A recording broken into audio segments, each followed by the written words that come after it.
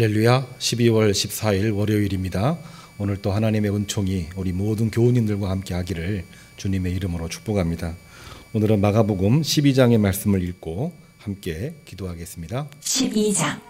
예수께서 비유로 그들에게 말씀하시되, 한 사람이 포도를 만들어 산 울타리로 두르고 집자는 틀을 만들고 망대를 지어서 농부들에게 쇠로 주고 타국에 갔더니 때가 이름에 농부들에게 포도원 소출 얼마를 받으려고 한 종을 보내니 그들이 종을 잡아 심히 때리고 거저 보내었거늘 다시 다른 종을 보내니 그의 머리에 상처를 내고 능욕하였거늘 또 다른 종을 보내니 그들이 그를 죽이고 또 그 외 많은 종들도 더러는 때리고 더러는 죽인지라 이제 한 사람이 남았으니 곧 그가 사랑하는 아들이라 최후로 이를 보내며 이르되 내 아들은 존대하리라 하였더니 그 농부들이 서로 말하되 이는 상속자니 다 죽이자 그러면 그 유산이 우리 것이 되리라 하고 이에 잡아 죽여 포도원 밖에 내던졌느니라. 포도원 주인이 어떻게 하겠느냐 와서 그 농부들을 진멸하고 포도원을 다른 사람들에게 주리라.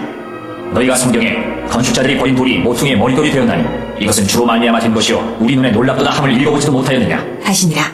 그들이 예수의 이 비유가 자기들을 가리켜 말씀하신 줄 알고 잡고자 하되 무리를 두려워하여 예수를 두고 가니라.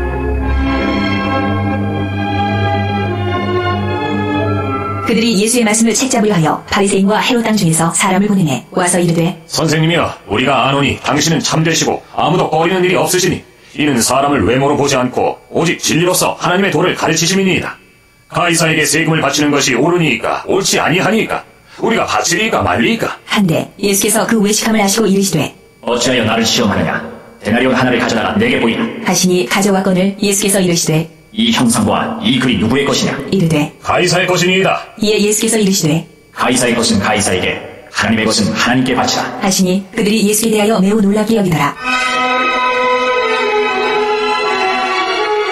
부활이 없다는 사두개인들이 예수께 와서 물어 이르되, 선생님이여, 모세가 우리에게 써주기를 어떤 사람의 형이 자식이 없이 아내를 두고 죽으면 그 동생이 그 아내를 취하여 형을 위하여 상속자를 세울지니라 하였나이다.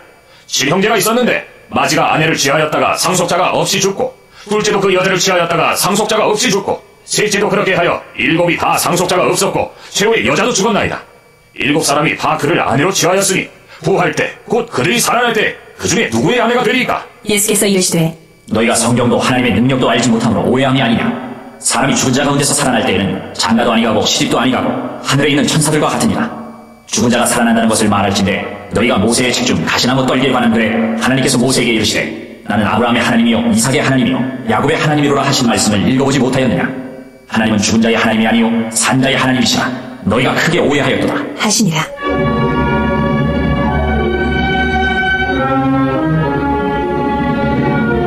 서기관 중 한 사람이 그들이 변론하는 것을 듣고 예수께서 잘 대답하신 줄 알고 나와 묻되, 모든 계명 중에 첫째가 무엇이니까? 예수께서 대답하시되, 첫째는 이것이니 이스라엘아 들으라. 주 곧 우리 하나님은 유일한 주시라. 내 마음을 다하고 목숨을 다하고 뜻을 다하고 힘을 다하여 주 너희 하나님을 사랑하라 하신 것이요 둘째는 이것이니 내 이웃을 내 자신과 같이 사랑하라 하신 것이라. 이보다 더 큰 계명이 없느니라. 서기관이 이르되, 선생님이여, 옳소이다. 하나님은 한 분이시요 그 외에 다른 이가 없다 하신 말씀이 참이니이다.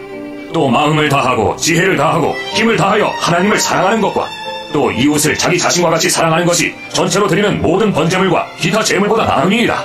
예수께서 그가 지혜 있게 대답함을 보시고 이르시되, 내가 하나님의 나라에서 멀지 않다 하시니 그 후에 감히 묻는 자가 없더라.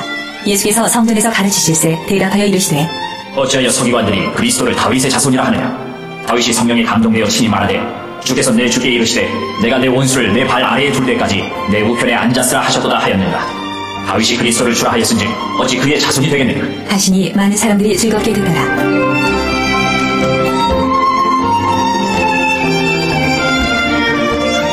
예수께서 가르치실 때에 이르시되, 긴 옷을 입고 다니는 것과 시장에서 문안받는 것과 회당의 높은 자리와 잔치의 윗자리를 원하는 서기관들을 삼가라. 그들은 과거의 가산을 삼키며 외식으로 길게 기도하는 자니 그 받는 판결이 더욱 중하리라 하시니라. 예수께서 헌금함을 대하여 앉으사 무리가 어떻게 헌금함에 돈 넣는가를 보실세 여러 부자는 많이 넣는데 한 가난한 과부는 와서 두 우레돈 곧 한 고두란트를 넣는지라. 예수께서 제자들을 불러다가 이르시되, 내가 진실로 너희에게 이르노니 이 가난한 과부는 헌금함에 넣는 모든 사람보다 많이 넣었도다. 그들은 다 그 풍족한 중에서 넣었거니와 이 과부는 그 가난한 중에서 자기의 모든 소유 곧 생활비 전부를 넣었느니라 하시니라. 아멘. 마가복음 12장의 말씀은 예수님이 예루살렘에 입성하신 이후에 예루살렘에서 여러 사람들과 만나 말씀을 전하시고 또한 논쟁이 이어지는 가운데에 하나님의 복음을 분명하게 설명해 주시고 그에 따라서 우리의 믿음과 마음이 어떤 마음이어야 되는지를 가난한 과부의 두 렙돈 헌금을 통해서 분명하게 복음을 제시해 주고 있는 말씀이 오늘 12장에 나와 있습니다. 예루살렘에서 벌어진 이야기는 포도원 농부 비유 이야기입니다. 주인이 멀리 떠났고 이제 심부름꾼을 보냈는데 문전박대하고 때려서 보내고 그랬습니다.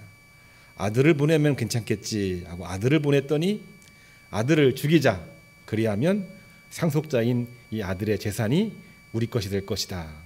이러한 이야기를 통해서 그 아들을 이제 하나님이 이 땅에 보내신 그리스도 예수님을 상징하고 있는 것을 분명하게 보여주고 있는 말씀입니다. 예언자들을 보냈지만은 예언자들을 핍박했습니다.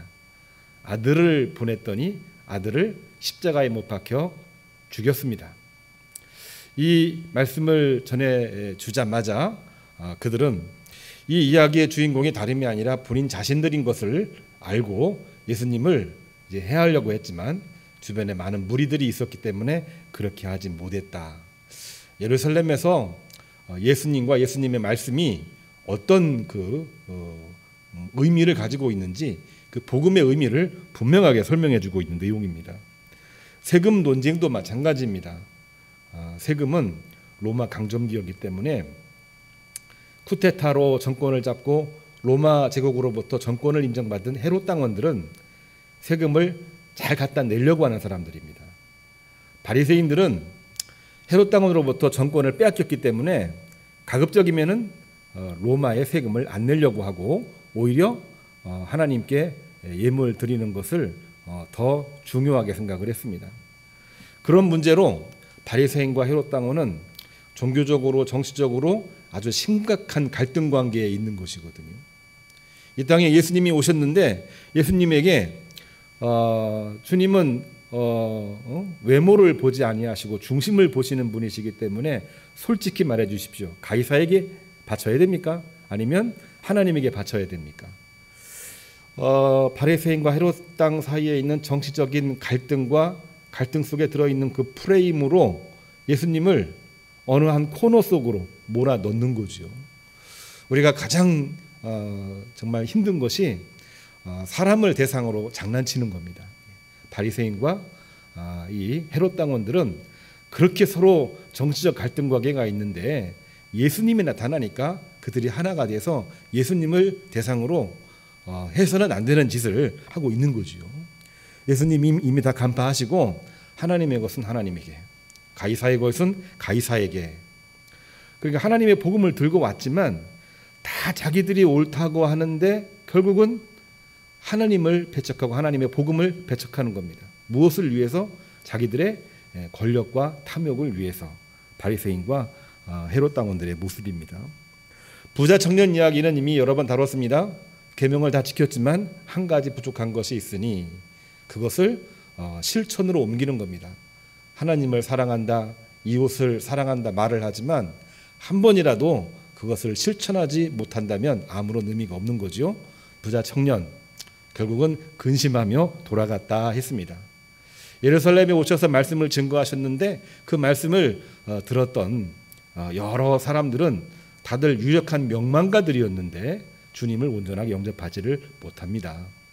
그런데 마가복음 12장 맨 마지막 부분에 이 작은 부분에 이 두 렙돈을 하나님께 드린 여인의 이 헌금 이야기가 나오고 있습니다.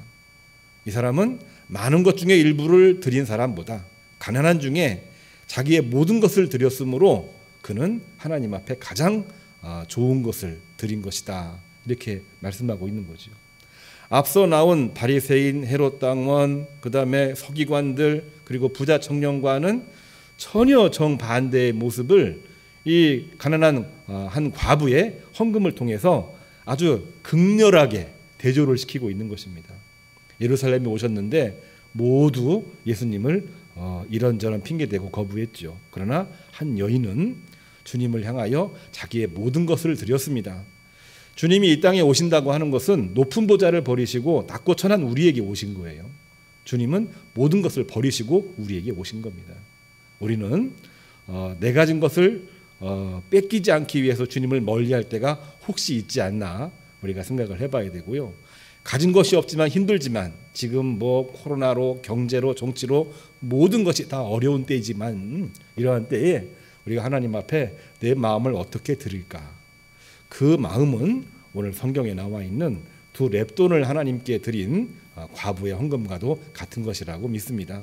대림절 넷째 주간 이제 시작이 되지요.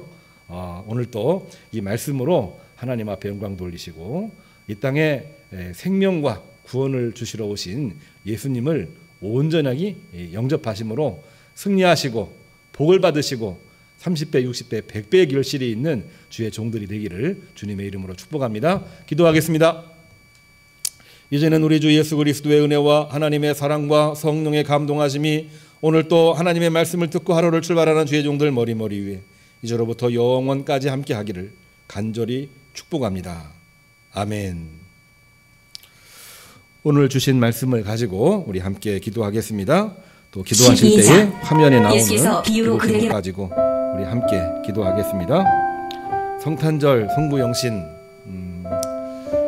코로나 상황이 매우 심각해져서 아무래도 모여서 예배드리는 것이 쉽지 않을 것 같습니다. 그러나 예수님이 이 땅에 오실 때에도 어느 누구 하나 영접하지를 못했습니다.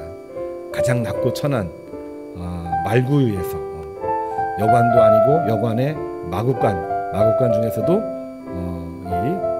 그 가장 낮고 천한 곳으로 예수님이 오셨죠. 자, 그런 생각을 우리가 기억을 하면서 하나님께 기도했으면 좋겠습니다.